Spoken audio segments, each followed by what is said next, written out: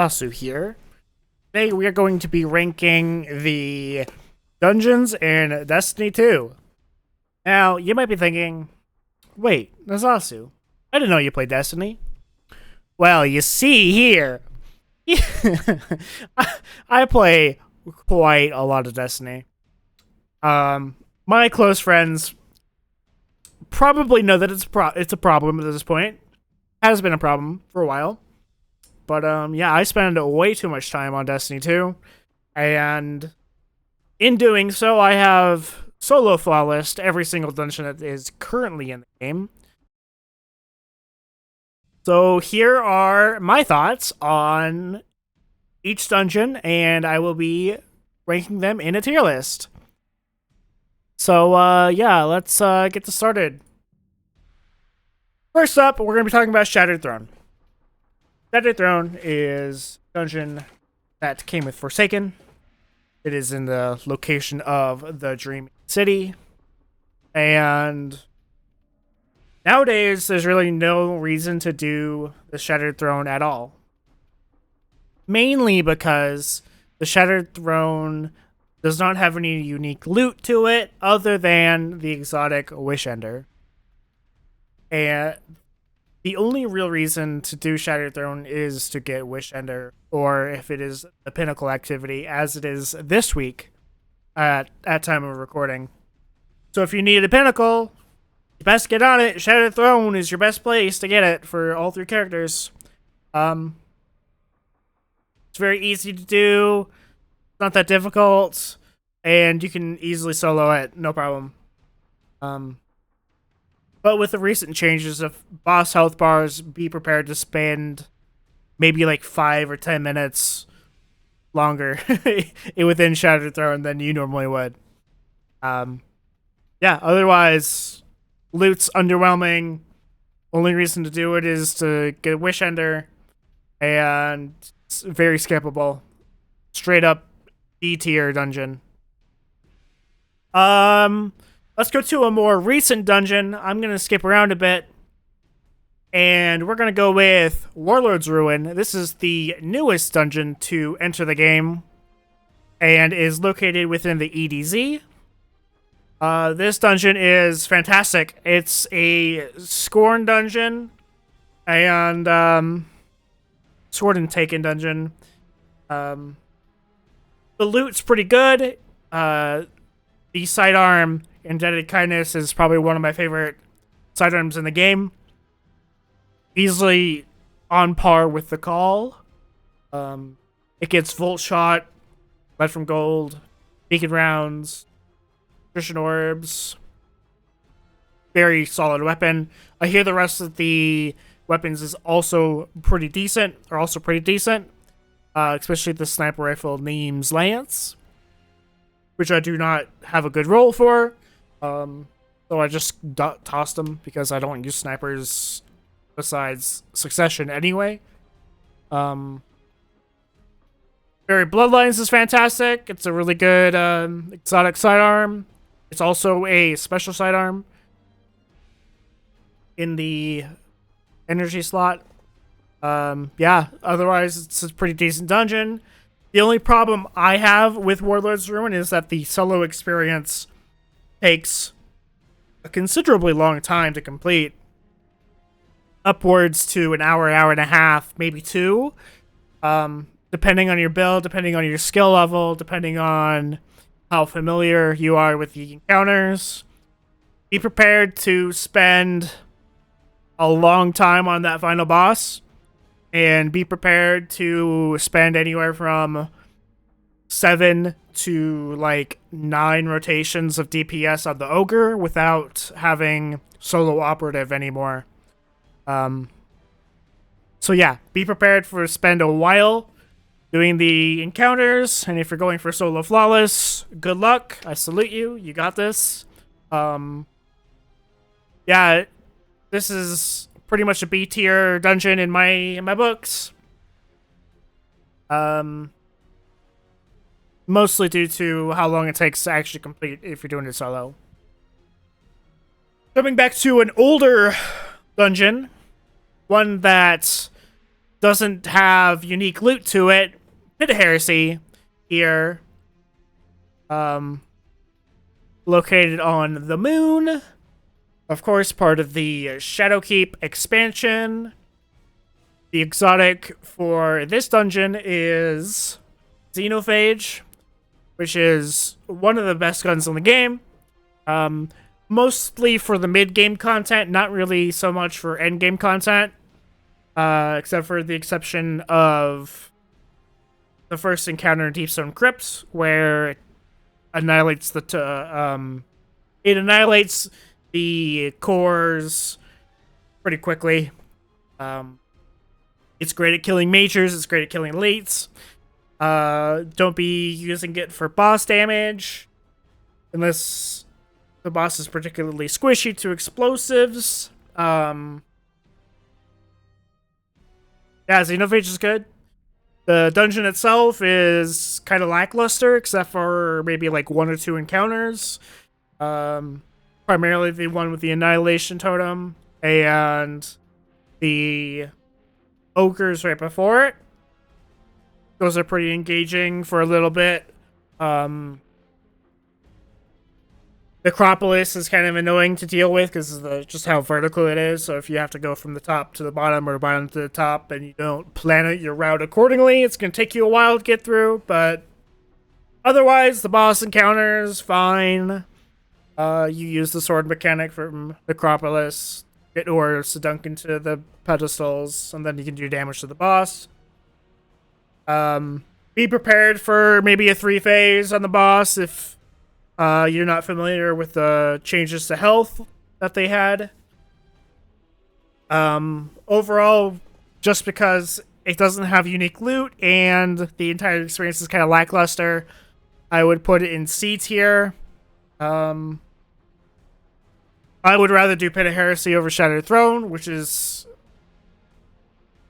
really a shame because Shattered Throne's location is fantastic. It's at dark, but yeah, I love anything Dreaming City, but Shattered Throne just doesn't hit that mark for me personally. But yeah, Pit of Heresy, C tier. Now let's talk about Grasp of Avarice. Grasp of Avarice is a fantastic dungeon for the solo experience. The loot is pretty good. The 30th anniversary package that it comes with is fantastic. Obviously, you need to do Grasp of Avarice for Galahorn. So on that basis alone, it's already like high A tier. Because if you don't have Galahorn in any damage rotation that's dealing with rockets, you're kind of putting yourself or your team at a disadvantage. Though it's not necessary. It's very nice to have, and it can clear ads really well because of the wolf backgrounds. Overall, Grasp of Avarice's mechanics are pretty straightforward. Everything has to do with the burden of riches, and uses that mechanic throughout the entirety of the dungeon. Except for on the Sparrow section, which it's the Sparrow section. But the defusal of the mines there is pretty fun and pretty easy to get through. Overall, it's a good time. Solo-wise, you're looking at probably an hour, hour and a half at most. Whereas with Warlords, there's like an hour and a half minimum, right? You could be in Warlord's Ruin for 3 hours and still not complete it solo. Depending on your skill level. Whereas Grasp of Avarice, you can complete it hour, no problem.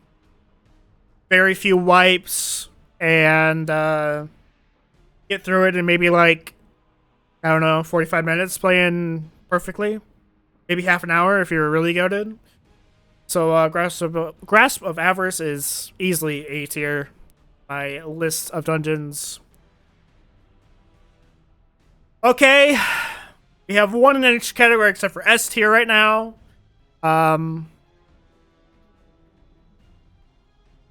But before we get to that dungeon that goes on S tier, I want to talk about Yo Boy Goes to the Deep. That is... Oh my goodness, Goes to the Deep. It is a slog to get through. When I'm talking about slog, I'm talking about like you're moving through molasses and you're not getting out for 4 hours if you're not familiar with the mechanic, or you are really struggling on Samuma. Um, Samuma herself takes an hour just for that single encounter. And when I did my solo flawless of Ghosts of the Deep, it took me 2.5 hours to complete because I was on Samuma for half of it, right? The first solo clear I had was 4 hours because I was stuck in Samuma for 2 of them. It is not a quick dungeon at the slightest. The loot from it is really good. Cold Comfort is a great rocket launcher. I don't have a roll of Cold Comfort myself. Navigator is a fantastic exotic, so if you don't have it, you're kind of missing out. I don't have it yet either, so I'm missing out. So I never really got to mess with the Navigator Strand Grapple for Titan Melee with Synthoceps when that was the meta. And I'm also not going to have the Navigator for the now Hunter Melee meta because of Prismatic. But yeah, that's the dungeon. Be prepared to be in there for a while. Even on a casual run with a group of 3, it could take an hour.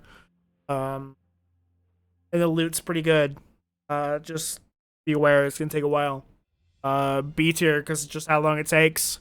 I really like the underwater mechanics of being on Titan and the sea, but it just doesn't go quickly. It's not an in and out. Okay. Prophecy recently got reworked for all of its loot, so the loot is fantastic now. They got new perks for the weapons. They got new origin traits on the weapons. It's still just Gambit the dungeon, right? Like how Garden of Salvation is Gambit the raid. You're grabbing motes of light and motes of dark to dunk into the right spots in order to progress the encounters. Personally, I don't like that. It makes me worry too much about like where I'm standing to kill the ad or the elite enemy that drops some of the knights. But instead of worrying about like my positioning on the boss fights, more so. And if you pick up like literally anything on accident while you are holding a mode of light or a mode of dark, it deletes that stack from existence. Which can be a problem if you're running Strand because you want to grab your Tangle to give yourself Woven Mail, or you want to be, God forbid you take Ruinous Effigy and you want to grab your orb or something, like if you have anything that you need to grab outside of the moat and you accidentally pick up a 5th stack of moat and then you pick up your Tangle, it's just gone. That moat is just deleted. So that's kind of annoying to deal with. But the greatest thing that Prophecy has going for it is that it is visually stunning. Like, oh my goodness, it is fantastic. Probably the best looking dungeon in the game. Probably the best looking like encounter or setting, period. Even with like how gorgeous Root of Nightmares is, Prophecy is just fantastic looking. Color palette is amazing. The slight purples and the pinks and the reds and how everything intertwines with one another, and it's just really, really well done, really well made. However, I do have to slap it in that C tier because it is just kind of annoying to get through. The solo and solo flawless could take you anywhere from half an hour to 45 minutes. So if you're looking to have a dungeon experience that is quick, Prophecy is that for you. I think my last run of Prophecy was, I want to say, about 50 minutes, only because I wasn't really expecting that ginormous health bar on the first and third encounters. Didn't solo flawless that run because I fell off in the reversal section that is shown in the image. Otherwise, it would have been a solo flawless. It's an easy solo flawless, such as the case with Pit of Heresy and Shattered Throne, as long as you're paying attention. But yeah, I don't really care for the loot. There's no exotic. The encounters are Gambit the dungeon, so if that's the thing for you, have at it. Not for me, personally. So yeah, C tier. Alright, let's talk about the Witch Queen year of dungeons. I saved these two for last, specifically, because these are probably the best two dungeons in the game. Period. Full stop. These two dungeons are amazing. Okay, let's strip the band-aid off. Spire the Watcher, S tier. Easiest S tier of my life. I love the Arctrician mechanic. I love reading the nodes. I love the Vex theme, and I love the cowboy aesthetic and the desolate town vibe. I love ascending the spire. I love the descending the spire as well. This dungeon is just fantastic. It's a great time. It is fun with 3 people. It is fun solo. It is fun solo flawless. It is overall just enjoyable. The loot is kind of ass. Wilderflight is probably the only exception. The catalyst or hierarchy of needs is amazing. Makes that bow really viable in endgame content. It's just a shame that it's locked behind Master, Spire the Watcher. And a lot of people don't like Spire, so a lot of people won't get it. But I love Spire. It's easily one of my favorite things to do in post-game, or in end-game content, period. I'm bored and I just want to kill things and I want to play the game, I'll just go to Spire the Watcher. I want to test out some damage strats that deal with precision weapons, I'll go to Spire the Watcher. Yeah. I want to introduce my friend to the cowboy theme and get them the cowboy hat, Spire the Watcher. I mean, just, it's a fantastic dungeon, and I highly recommend people will set aside some time to really go through it. Now, the dungeon that surprised me the most was Duality. A little background on me is I played during Red War. I played during Curse of Osiris. Before Warmind came out, I played Warmind. And then I didn't touch the game until Season of Opulence in Forsaken. And just there's a lot of lacking good Cabal-related things in the game, period, since Leviathan and Red War was taken out. So, I really don't count Root of Nightmares to be so much Cabal-themed, because it is Tormentor-themed. It is Nezrak-themed, you know? It's not really a Cabal raid. And the Cabal strikes and other content that's in the game currently are kind of lacking. Which is a shame, because Duality is absolutely fantastic. I love the dual tones of the opulent, derelict Leviathan, the way Callus envisions it, in his memories, to the seedy underbelly of like the nightmarish reality of what the Leviathan is, and it plays really well into how those two tones are used mechanically is just very fascinating, and I wish that we would get more content like this in the game. It really puts a unique spin on Ball as in general. The dungeon loot is kind of ass. I say that.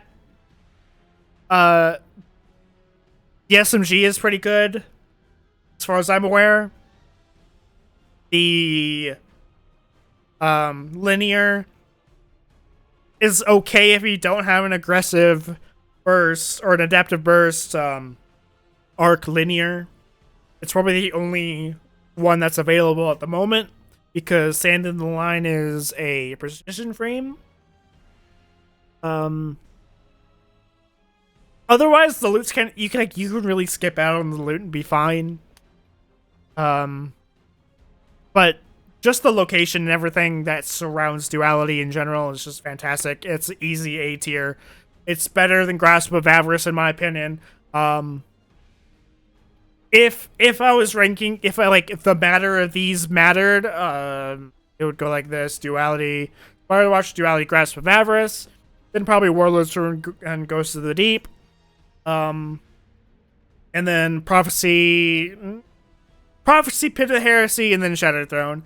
The only reasons why I feel I would rather play Prophecy over Pit of Heresy is probably because the traversal of Pit of Heresy is annoying.